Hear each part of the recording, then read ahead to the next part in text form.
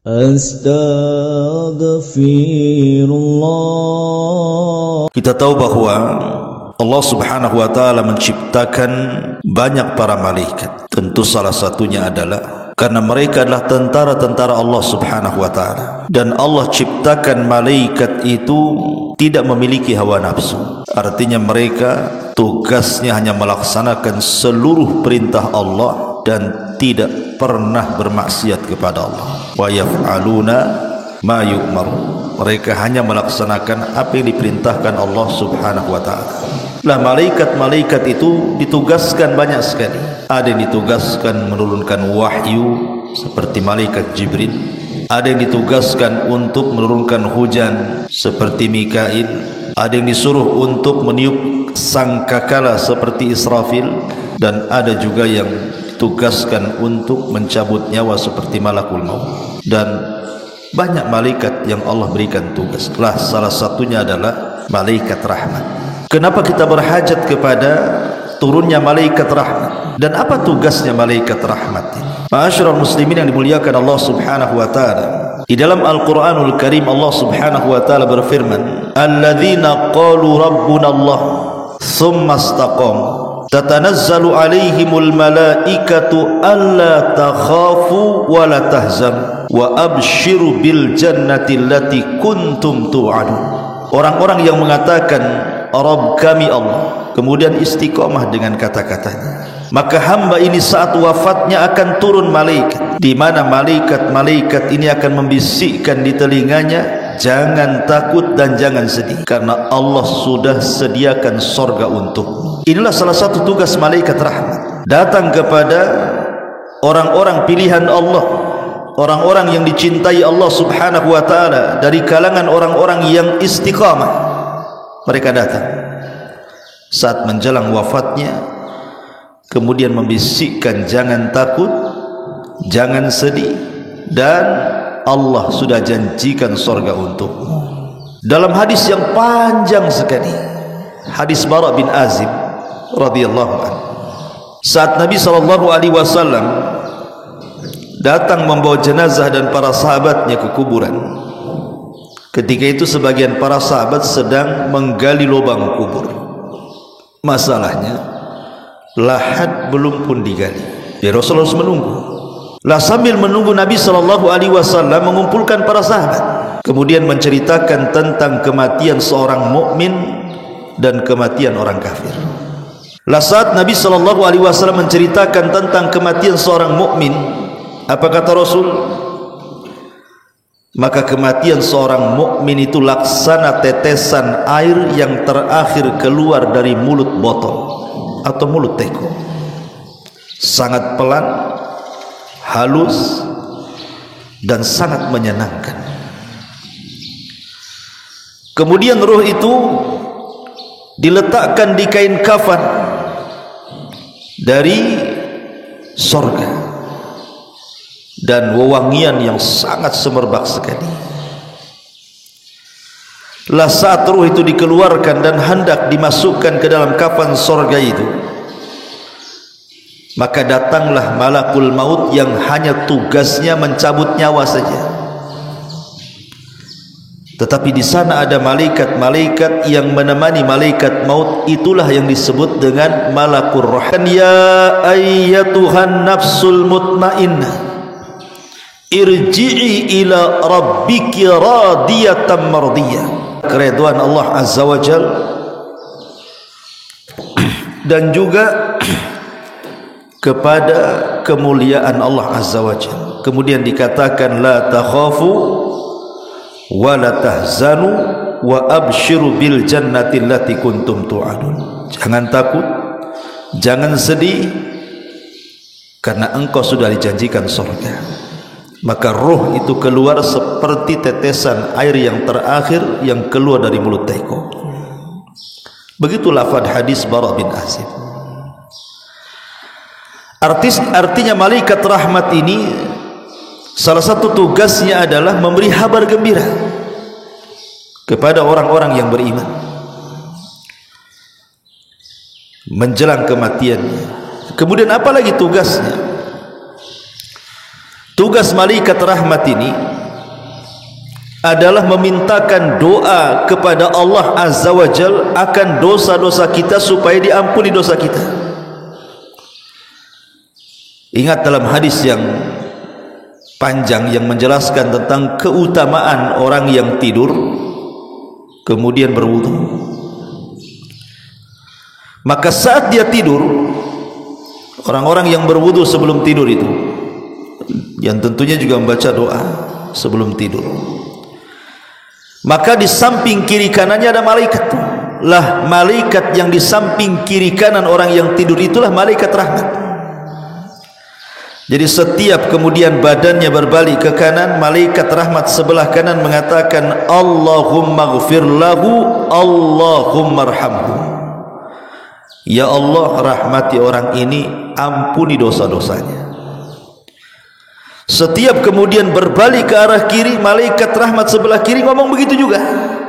Allahumma ghfir lahu, Allahumma arhamhu. Ya Allah, ampuni dosa orang ini, ya Allah, rahmati orang ini. Dan terus akan mengucapkan seperti itu sampai dia terbangun di pagi hari. Luar biasa ya. Termasuk juga malaikat rahmat ini menurunkan kebaikan, ketenangan, keberkahan pada setiap rumah yang turun malaikat rahmat di dalamnya. Masalahnya ada rumah-rumah yang malaikat rahmat tidak masuk di situ, dan ini sangat bahaya kalau seandainya rumah kita ini tidak ada rahmat, tidak ada kasih sayang Allah Azza wa Jalla di dalamnya. Rumah seperti apa yang tidak akan dimasuki rahim? Rumah yang para penghuninya mereka adalah orang-orang yang sedang memutus silaturahim, maka malaikat tidak akan masuk. Makanya dalam hadis Abdullah ibn Abi Aufa radhiyallahu anhu, Nabi mengatakan innal malaikata la tanzilu ala qaumin fihim qati'ur rahim. Sesungguhnya para malaikat tidak akan turun kepada kaum yang pada kaum tersebut ada orang-orang yang memutus silaturahim. Malaikat tidak akan turun ke rumah itu. Ini yang pertama. Kemudian yang kedua, malaikat rahmat juga tidak akan turun kepada rumah yang di dalamnya ada anak-anak yang durhaka kepada orang tua. Kalau dalam rumah itu ada anak-anak yang durhaka dengan orang tuanya, maka malaikat tidak akan turun di situ. Karena itulah hukukul walidain itu adalah seburuk-buruknya memutus silaturahim. Kemudian yang ketiga, baitun fihi kalbun, rumah yang ada anjing di dalamnya. Kata Nabi sallallahu alaihi wasallam dalam sebuah hadis dari Abi Talha radhiyallahu an, hadis ini dikeluarkan Imam Bukhari. Kata Nabi sallallahu alaihi wasallam, la tadkhulul malaikatu baitan fihi kalbun. Malaikat-malaikat rahmat tidak akan masuk pada rumah yang ada anjingnya di situ. Makanya hati-hati memelihara peliharaan walaupun itu hanya sekedar hobi. Kalau sampai kemudian menjadikan malaikat-malaikat rahmat tidak datang dan tidak masuk, ini kan rugi hanya gara-gara hobi saja melihara binatang. Karena kadang-kadang ada anjing itu yang lucu-lucu, lebih lucu pun daripada kucing kadang-kadang anjing itu. Kadang-kadang tertarik pula, harganya pula ratusan juta. Padahal apa yang dinikmati dari anjing itu? Hari-hari membersihkan kotorannya, ngasih makan, bersihin kotoran. Nanti seminggu sekali ke salon, habisin duit aja. Sudah dunia dirugikan dengan habis karena hobi, akhirat pula dirugikan. Karena orang yang melihara anjing ini, ikhwan, itu setiap hari pahalanya dikurangi 1 qirat. 1 qirat itu sebesar gunung Uhud. Satu hari itu pahala kita dikurangi 1 qirat. Belum lagi malaikat rahmat tidak akan masuk kalau ada anjingnya itu. Walaupun para ulama tentu memberikan pengecualian, artinya tidak semua anjing, tidak. Anjing-anjing yang memang dihajatkan untuk dipelihara seperti anjing-anjing buruan ataupun untuk menjaga keamanan, karena memang di situ mungkin banyak pencurian, kerampokan dan begitu seterusnya, maka sebagian para ulama membolehkan kalau memang ada hal-hal yang dihajatkan. Itu pun sekali lagi anjing-anjing yang terlatih. Karena kalau umpamanya anjing tidak terlatih, ngapain? Tidur aja, ada pencuri tidur aja, ngapain? Dia tugasnya ngasih tahu pencuri. Pencuri lewat diam aja. Itu enggak terlatih namanya.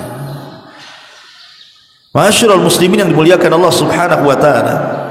Jadi saya ulangi, Al-Hafidz Ibnu Hajar rahimahullahu taala beliau mengecualikan anjing-anjing yang tadi untuk hirasah, untuk menjaga rumah, jaga kebun ataupun berburu.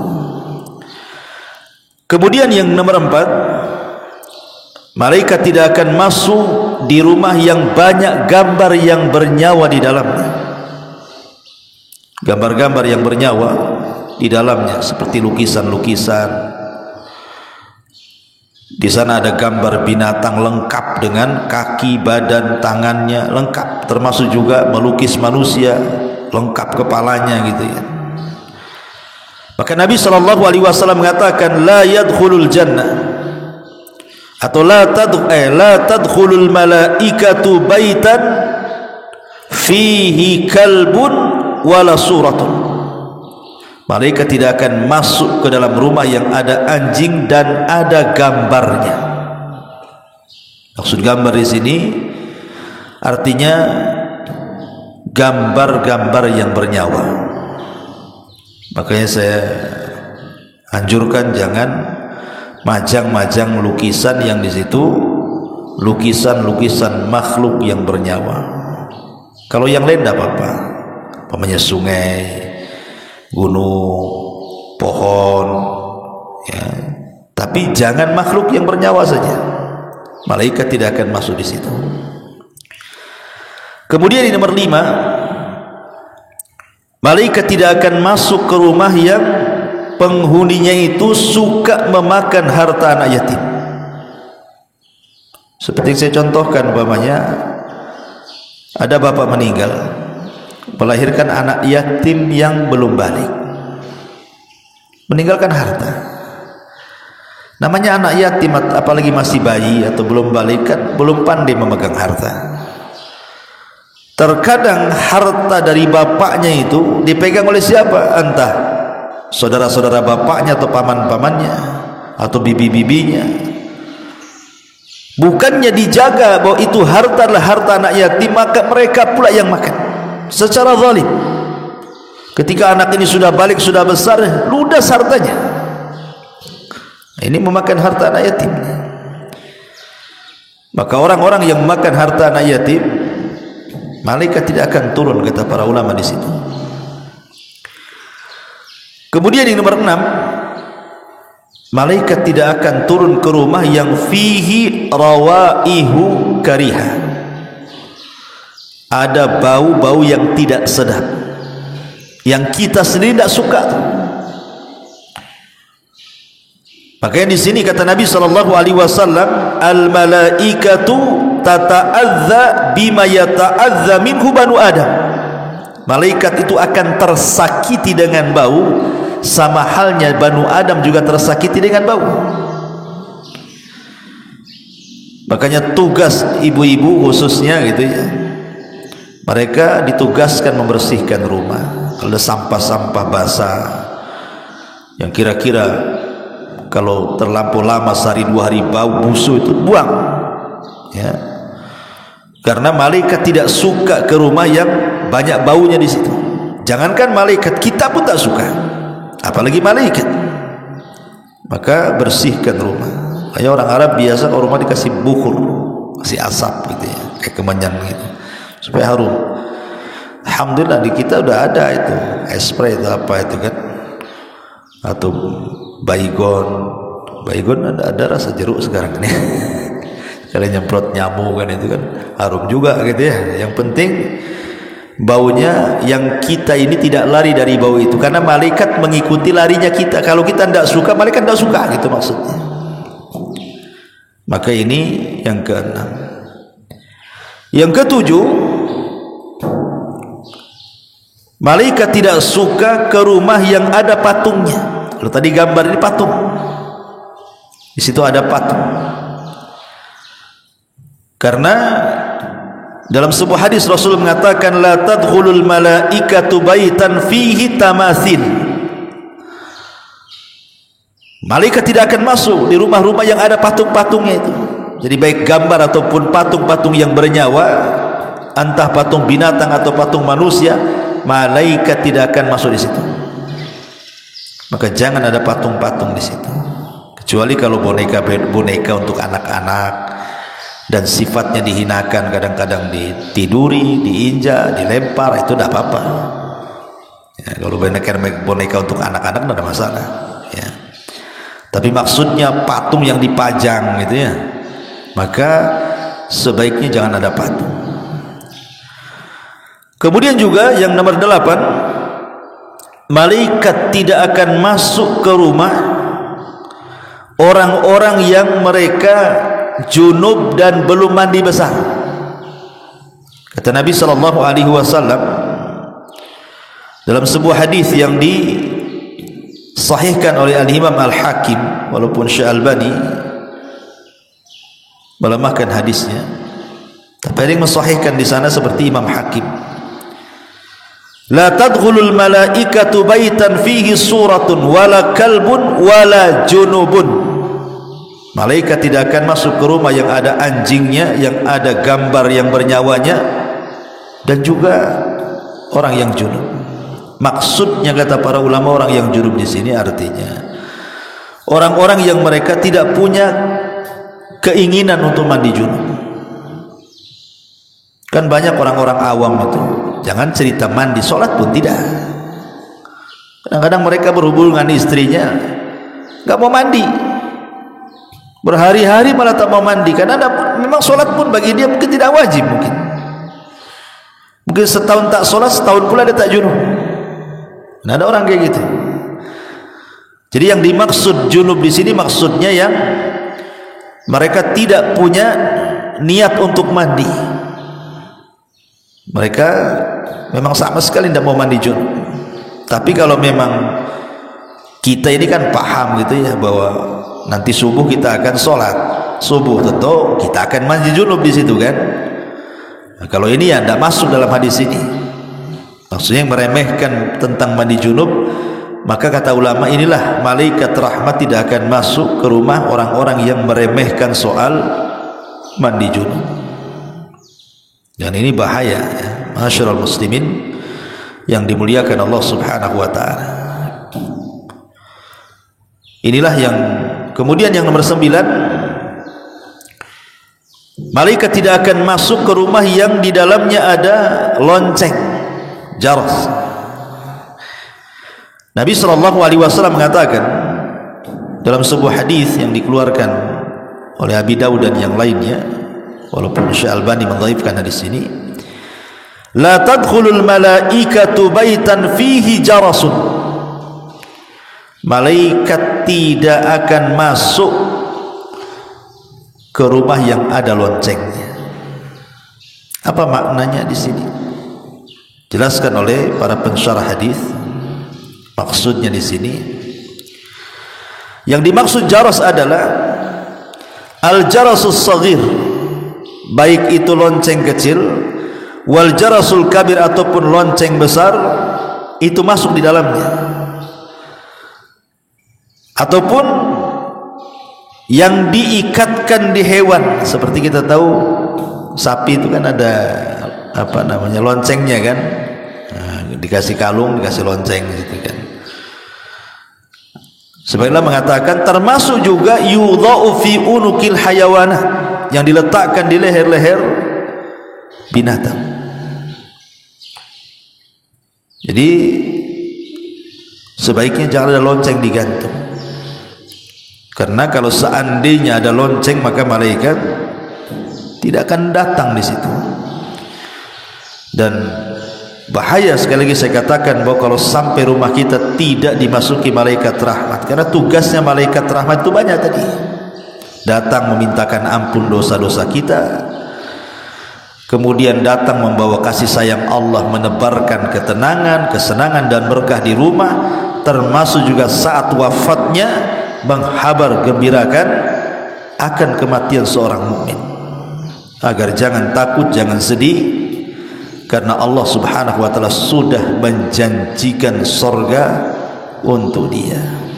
Inilah di antara 9 rumah yang tidak akan, ataupun saya tambah nomor 10 seperti dikatakan para ulama, ya, termasuk juga rumah yang banyak maksiat di situ. Dan itu dijelaskan Hafidz Ibnu Hajar rahimahullah taala, termasuk juga rumah yang di situ banyak maksiatnya. Mungkin di rumah itu minum khamr atau berzina atau judi, pokoknya maksiat apalah di rumah itu, malaikat tidak akan masuk di situ. Inilah 10 perkara malaikat tidak akan masuk, maksudnya malaikat rahmat tidak akan masuk. Tapi kalau malaikat-malaikat yang lain yang masuklah, kayak malaikat maut yang masuklah. Kalau malaikat maut tak masuk, ya ikutin ini semua lah, nggak mati-mati. Ya, tapi malaikat maut tuh kalau nggak mati pun nunggu di luar lah, kapan dia keluar. Tapi kan ini maksudnya di sini yang tidak akan masuk itu cuma malaikat rahmat saja. Adapun raqib, atid, malaikat hafadzah ya masuklah. Malaikat maut masuk. Jadi intinya hadis ini hanya menjelaskan tentang malaikat rahmat saja. Dan sebuah kerugian besar kalau seandainya malaikat rahmat itu tidak masuk ke rumah kita. Inilah di antara faedah tentang malaikat rahmat dan rumah-rumah yang tidak akan dimasuki padanya para malaikat rahmat. Subhanallah bihamdika, asyhadu an la ilaha illa anta, astaghfiruka wa atubu ilaik. Allahu ta'ala alam. Assalamualaikum warahmatullahi